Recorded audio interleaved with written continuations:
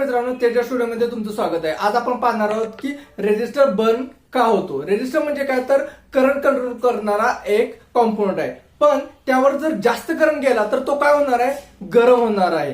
तर पहिलं कारण काय तर जास्त करंटमुळे तो बर्न होतो। आता रेजिस्टरला जर ठरलेली वेटेज असेल किंवा रेटिंग असते, जर त्यातून जर जास्त करंट गेला तर काय होतं, तर उष्णता वाढते आणि त्याच्यामुळे रेजिस्टर खराब होऊन जातो। दुसरं कारण काय, जर जास्त व्होल्टेज, जर लो व्होल्टेजचा रेजिस्टर आहे तिथं जर आपण जास्त व्होल्टेज दिलं तर तो काय होतो, लगेच बर्न होऊन जातं।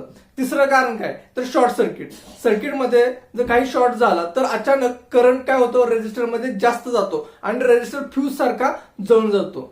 तसेच चौथं कारण काय, चुकीची व्हॅल्यू, जर कमी ओहमचा रेजिस्टर वापरला असेल आणि तिथं जर जास्त आपण करंट देत असू तर त्या ठिकाणी सुद्धा रेजिस्टर जळतो किंवा बर्न होतो। म्हणजे लक्षात ठेवा, over current plus overheat is equal to resistor burn.